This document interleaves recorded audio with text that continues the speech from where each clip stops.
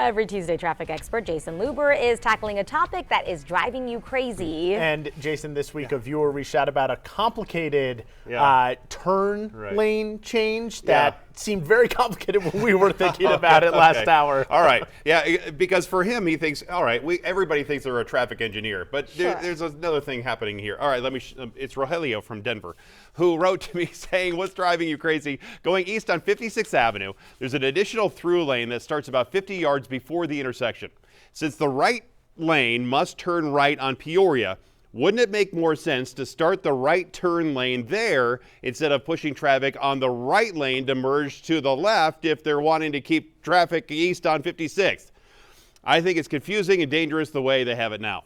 Well, what makes sense to you and me and what seems like an easy fix is rarely the case for government traffic engineers.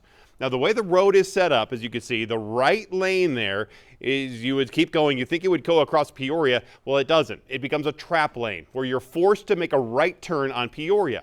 Now, at the same time, the new left lane just magically appears. So if you want to keep going past Peoria and you're in the right lane, you need to merge left like that guy.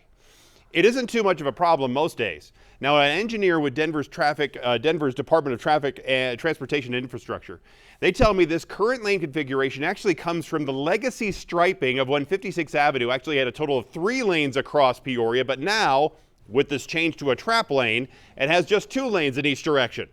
So to me, it looks easy enough to modify the current configuration so your 2 through lanes would just stay through lanes if they just shifted everything to the left a bit, and then a right lane would appear, and that would let you go right on Peoria. But Denver traffic engineers tell me their team will look at that possibility, but they will have to take into account certain design requirements. Now, don't look for any changes soon. The city tells me their engineering team will take a look at the area before the end of this year. And if they decide to make a change, they will then restripe it, and then that would require some funding, a source that hasn't been identified yet.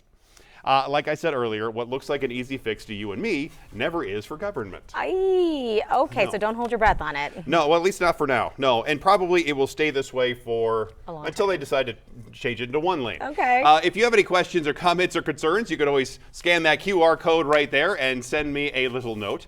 And you can also write to me at Jason Luber or jason.luber@denver7.com. Boom, there it is. All right.